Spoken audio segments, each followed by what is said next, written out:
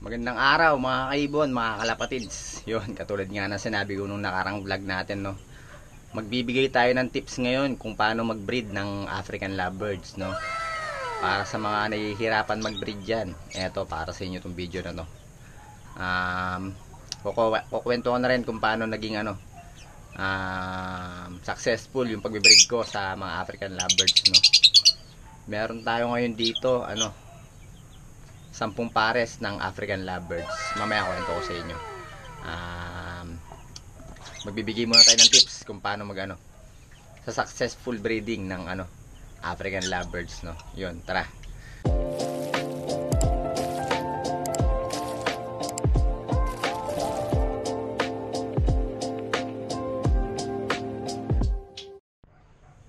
So guys, 'yun, number 1 sa listahan natin sa mga gustong mag-breed ng African lovebirds, no, sa mga baguhan, no. Ang number 1 na aalamin nyo dapat yung kapag nakabili kayo ng African lovebirds, alamin nyo kung talagang cock at saka hen sila, yung magpares talaga sila, no. Or kung hindi sila magpares, basta dapat sure cock at saka sure hen yung mabibili nyo African lovebirds. Syempre kung bibili kayo, mas maganda yung proven pair na, no, para hindi na kayo mahirapang magpares sa kanila. Yun, number 1 yun guys. Dapat siguraduhin yung cock at hen yung mabibili nyo African lovebirds. Yun guys. Tapos, no, kunwari nakabili na kayo ng African lovebirds at nasigurado nyo na sila, cock at hen talaga sila or magpares talaga sila. Ito nga pala, payo ko din pala, no, kapag bibili kayo ng mga African lovebirds, bili na kayo dun sa kilalang breeder para sigurado na na cock at hen makuha nyo. Tsaka alam nyo yung babalikan nyo kapag mali yung binigay sa inyong ibon, no. Mali yung ID, mali yung gender, ganyan. Alam nyo yung babalikan nyo. Kasi marami din nag-i-scam sa pag-iibon, no, sa totoo lang. Yun. Kaya yun, dapat pagbibili kayo sa kilalang breeder na talaga. Yun, suggestion ko lang. So number 2 guys, sa natin, sa tips natin, kunwari nakabili na kayo ng magpares na African lovebirds, no, may kulungan na kayo, ipwesto nyo sila dun sa sa tahimik na lugar, sa hindi nadadaanan ng mga tao. Kasi number 1 na nagpapa-stress sa mga ibon yung ingay. Kaya yun yung number 2 tip natin, no. Ilagay natin sa tahimik na pwesto yung mga alaga nating ibon, para kung sakaling mag-breed na sila, hindi sila may stress, hindi sila may istorbo. Kasi pag na-stress yung mga yan, yun, magloloko yung ibon natin, hindi nila lilimliman yung mga itlog, babasagin nila yan or ibabaon nila sa mga nesting material nila, sa nesting nila. Yun, so yun yung number 2 tip natin guys. Lagay sa tahimik na lugar yung mga alaga nating African lovebirds. So guys, number 3 na tip ko sa inyo sa pagbibreed ng African lovebirds, no. For example, nagbreed na yung binili nyo African lovebirds. Nakikita nyo na mamagana yung mga puwitan nila, no. Malapit na mangitlog or may itlog na. Huwag nyong silipin ng madalas yung nest box nila. Kailangan may time lang ng pagsilip ng nest box nila, no. Huwag nyong silipin araw-araw yung mga nest box nila, kasi pag sinilip nyo araw-araw yan, magiging cause yan ng ng stress nila, no. Number 1 din yun na nagiging cause ng stress nila, no, yung pagsilip ng nest box natin, ng nest box nila, no. Ako dati, kwento ko lang, no, yung pinakaunang lovebird ko, yun, nagloko dahil sobrang excited natin sa kasi pag baguhan ka, excited ka excited ka kapag nangitlog yung mga alaga mong African lovebirds. Yun, sinisilip ko yata dati nung una halos araw-araw yata, every other day, ganyan, hanggang sa hindi na nilimliman nung ano, nung hen yung mga itlog nila. Binaon niya sa ano, sa nesting. Tapos hindi na siya umayos, naging ugali niya na 'yon. Kapag naririnig niyang ano, lalapit na ako sa nest box nila, lalabas na siya ng nest box. Tapos ano, tapos makikita ko itlog na, pag nangitlog na ulit, makikita ko may mga itlog. Tapos nun, after nun, pag sinilip ko, after nun, mga ilang araw, mapapansin ko siguro mga kinabukasan ganyan, or after 2 days, papansin ko hindi na siya naglilimlim. Makikita ko na lang siya, madalas na lang siya dun sa butas, yung pintuan nung ano nila, nung nest box nila, yun. Ibig sabihin, nagloko na yung ibon nun. Hindi niya na nililimliman yung mga itlog nung ano niya, mga itlog niya. Yun guys. Number 3 tip po sa inyo.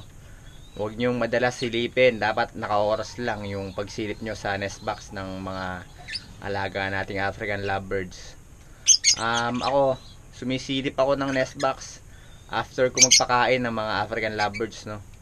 Sinasaktuan ko nung ano, nasa labas sila ng nest box, tapos o kaya binibigyan ko sila ng nesting material, yung malunggay.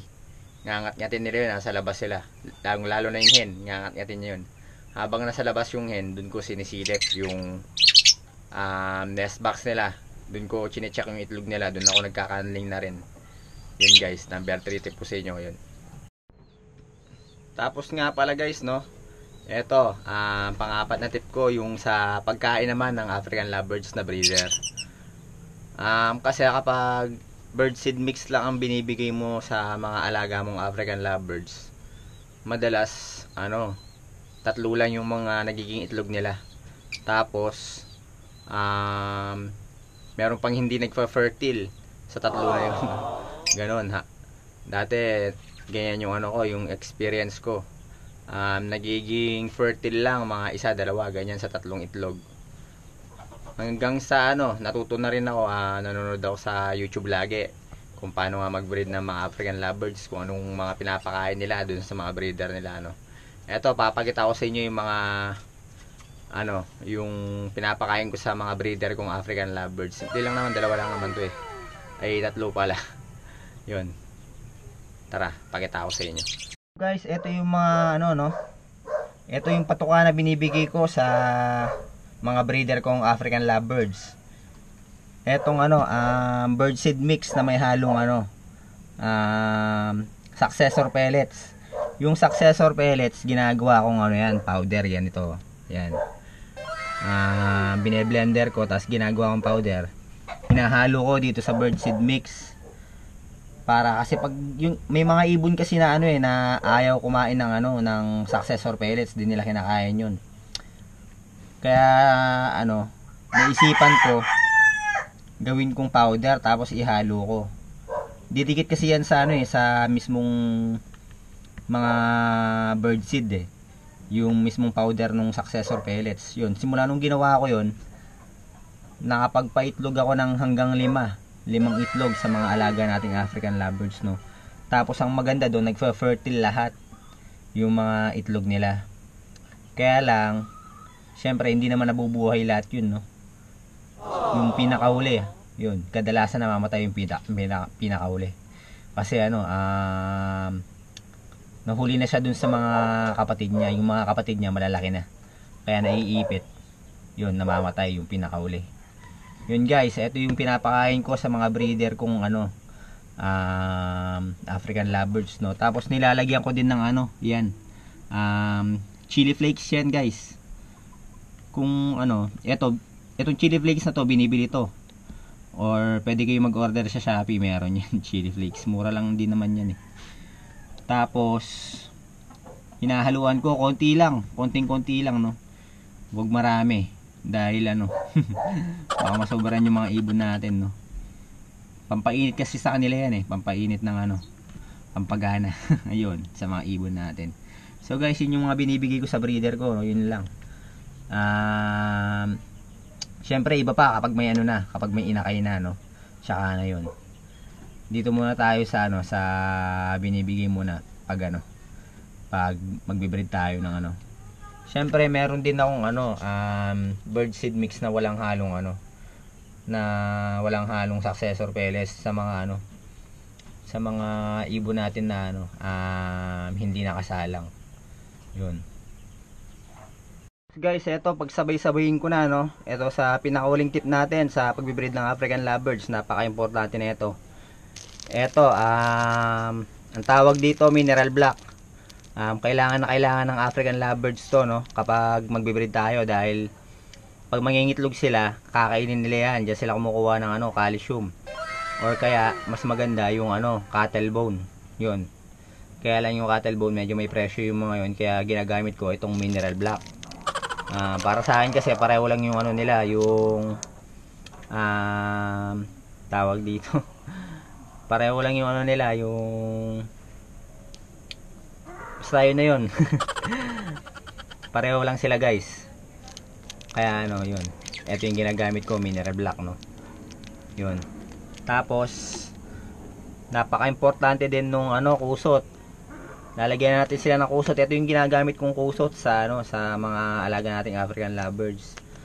Nabibili ito sa na-order ko to sa Shopee. Yun, mura lang naman yung ganito eh.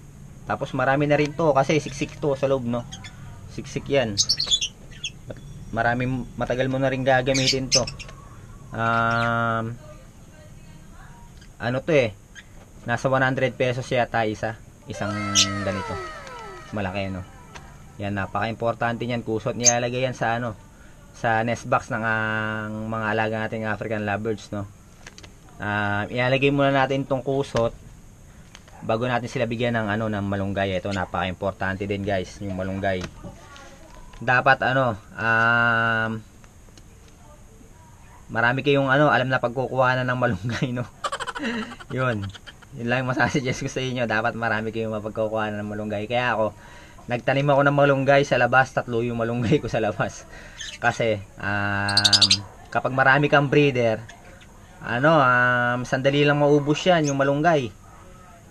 Mabilis lang yan sa kanila kasi yung isang ganitong malunggay siguro mga 5 minutes lang ubos na sa kanila to eh. Tapos konti lang yung malalagay sa loob Kaya dapat marami kang alam na pagkukuha ng malunggay.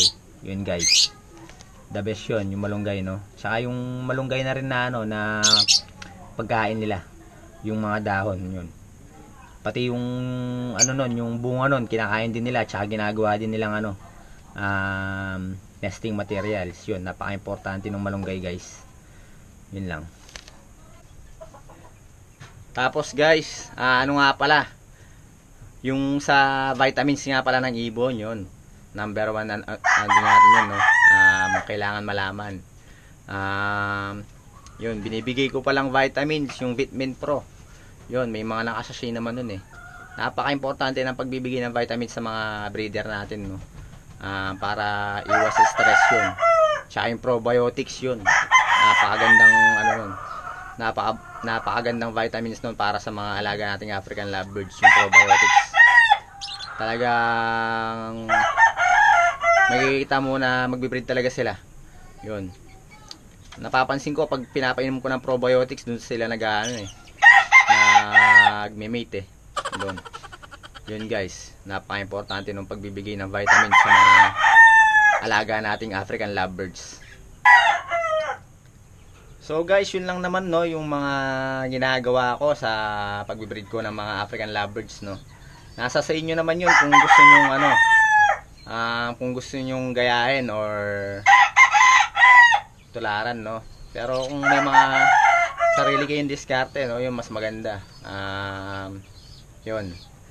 So guys, sana may natutunan kayo sa mga mga na-share ko ngayong araw sa inyo hanggang dito na lang yung natin, vlog natin para ngayong araw na to. Maraming salamat mga kaibon, mga kalapatids. Ingat and God bless po sa inyong lahat.